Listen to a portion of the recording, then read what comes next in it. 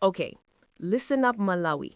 What if I told you that a high-profile protest in Lilongwe didn't end with speeches and placards, but with machetes, masked men, and the security forces just standing there? That's right, da-da-da. Because today we unpack the shocking saga of Sylvester Namiwa and his thunderous call to Peter Mutharika. You're going to want to stay tuned till the end, because this isn't your usual kumbaya story. Good day, Malawi fam. Your hostess/host, your name, coming to you live through Global Pulse News. We're diving deep into something that's less political demo and more democracy on the ropes. We're talking about Namiwa's explosive claims, the attack he endured, the silence or complicity of our security forces, and that direct demand to Mutharika, do something or step aside. The tone is bold, the stakes are high, and the spotlight is firmly on Malawi's future. Let's roll. All right, first off, let's set the stage and know the man we're talking about. Sylvester Namiwa is not your run-of-the-mill protester. He is the executive director of the Center for Democracy and Economic Development Initiatives in Malawi. He's been front and center in pushing for credible elections, transparent governance, and civil society oversight in Malawi. He's been the voice for the voiceless, the guy ringing the bell when things go off the rails. So when Namiwa speaks, he carries more than just a megaphone. He carries national hopes, criticisms, and in some quarters, fears. What makes this fact crucial is that we're not dealing with a fringe figure. This is a heavyweight in Malawi's civil society space. Because of that stature, his being attacked, his demands, his appearance on the national stage all have a ripple effect. He has been mobilizing citizens, liaising with institutions, questioning the status quo. And so the fallout from what happened to him isn't just personal. It has implications for our entire political ecosystem. Transition? But hold up. Knowing who Namiwa is only sets the context. What happened next really turns heads. Let's step into that. Now, this is the part that gets your jaw dropping. On 26 June 2025 in Lilongwe, at the community center ground, Namiwa was leading a peaceful demonstration under the banner of the Citizens for Credible Elections. They were demanding the resignation of senior electoral officials for what they called lack of impartiality. As the protest unfolded, some unregistered Toyota Fortuner vehicles rolled up, from which emerged machete-wielding, masked men. These men seized Namiwa, ripped his clothes, beat him up, all in full view of both the Malawi Police Service and the Malawi Defense Force officers present. The crowd cried, "Police! Police!" but there was no meaningful intervention. And what makes this even more chilling is that the security forces didn't just mildly hesitate, they reportedly stood by while assault after assault took place. One witness from Human Rights Watch said, "Police look on as peaceful protesters assaulted." Human Rights Watch. Namiwa ended up in hospital being treated for multiple wounds after the attack. This isn't just brutality, it's symbolic. When the guardians of public order are quiet while public protesters are attacked, what message does that send? It sends that you might protest, but you're on your own. So this incident escalates the stakes from concern for elections to concern for democracy's safety. Transition. And if you thought that was as far as it goes, you're mistaken, because now we move to what Namiwa is actually calling for. Right. So the man has been attacked, the system watched, and now he is upfront saying enough is enough. Namiwa is publicly telling Peter Mutharika to take action. What action? Transparency, accountability, the removal or sanctioning of those electoral officials accused of bias, the opening up of the electoral process so citizens can trust it. He asserts that the current scenario is not just a backlog of mistakes, it's a pattern. And Mutharika, by virtue of his political weight and legacy, is the one who must act, or be held responsible. Now you might say, hold up. Why Peter Mutharika and not someone else? Because Mutharika is not only a former president and a major figure in Malawi's politics, but the default power broker in many eyes. If change is going to happen, it will go through him. So Namiwa is in effect putting the gauntlet down. The ball is in Mutharika's court. Whether he accepts it, ignores it, or delays it, all of those are messages.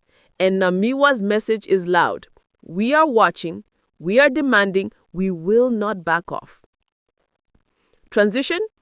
But to understand how big this is, we need to zoom out and look at the context, the bigger picture. Here's where the plot thickens. Malawi is heading into a major general election scheduled for 16 September 2025, and the atmosphere is thick with tension. The electoral body, the MEC, is under scrutiny for alleged partiality. The civil society is probing, the opposition is watching. When protesters gather, security forces are expected to protect them. But what happens when the security forces watch while the protesters are attacked? It raises the question of whether they're doing their job or turning a blind eye. Human Rights Watch has flagged this kind of scenario as a red flag for the whole election's credibility. If state security agencies allow or facilitate attacks on dissenting voices, then the playing field is not level. So Namiwa's incident is not just about him, it is about the structural integrity of Malawi's electoral and political system. If you're a Malawian citizen wondering whether your vote will count, whether you can safely protest, or whether your rights are respected, you should be paying attention right now. Because what we are seeing is the collision of citizen demand with institutional inertia, or worse, institutional complicity. Which brings us back to the man in the hot seat, Peter Mutharika. Okay, so here's the link. Peter Mutharika is a major player in Malawian politics, former president, influential figure, and because of that, his name always looms large when institutional reform or accountability is under the spotlight. When Namiwa says, Mutharika, you must act, he is invoking the man with the historical weight to either change the game or watch the game collapse. The message is, you can either be on the side of democratic reform or you can be on the side of business as usual. Now, what is at stake? Trust. If Mutharika ignores or brushes off these demands, it might signal to citizens, your fight doesn't matter. If he acts and sides with reform, it signals there's hope. Malawi is watching.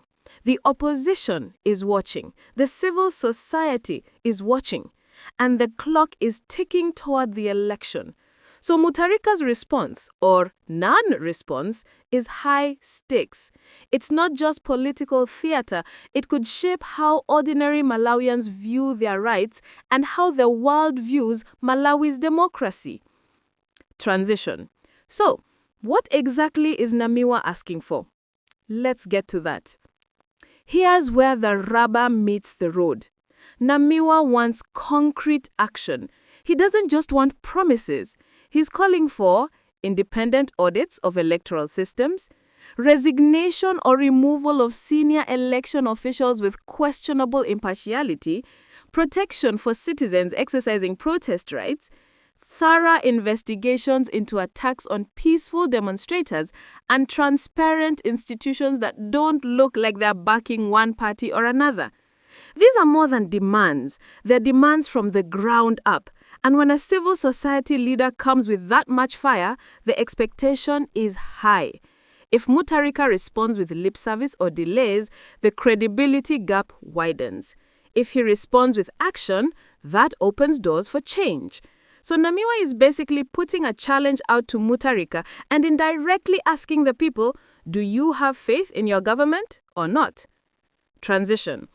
Now, you might be thinking, cool story, but does this matter to me, Joe or Jane Malawian in Lilongwe, Blantyre or Mzuzu? Let's answer that. This section is for you, the everyday Malawian walking to work, paying bills, voting, wondering if your voice counts. Because here's the deal. If an activist like Namiwa can be attacked in broad daylight with the police and army around, and yet it turns into a case file rather than justice, then what's your protection like if you speak up? If your vote is tampered with, if the process is rigged, if the system pretends to listen but doesn't act, then the democratic contract between citizen and state is broken. When civil society is silenced, when institutional accountability fades, when security forces appear passive in the face of violence, it all adds up to one thing: control without consent. And for Malawi, heading into a big election, that's a dangerous pathway. People vote, people protest, people demand. But if the system doesn't respond fairly, the outcome isn't legitimate. And if the outcome isn't legitimate, then your life, your job, your rights are subject to an unstable system. Which means this story isn't above your pay grade. It is your pay grade. It's about whether we as Malawians will sit back and watch or stand up and demand better. So, what's next? Because knowing the stakes is one thing, but knowing what to watch for is another.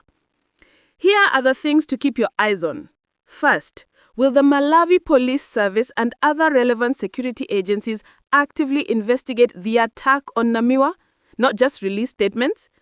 On 27th October 2025, 6 suspects appeared in court connected to that attack, facing charges such as grievous harm, malicious damage, theft, and robbery.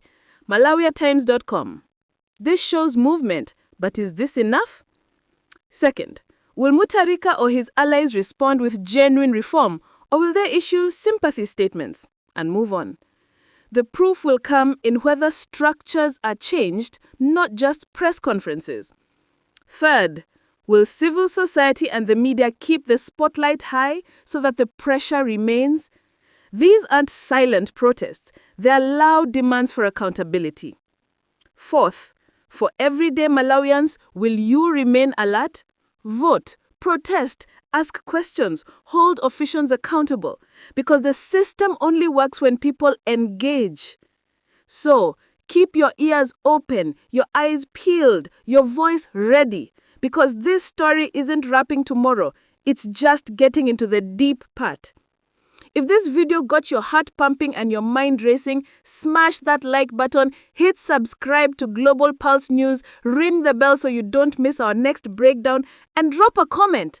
Do you believe Malawi's institutions can still fix this before the election? Share this video with your friends, family, neighbors. Let's get the conversation going across the country. Remember, we don't just report the news, we dig up what's behind it.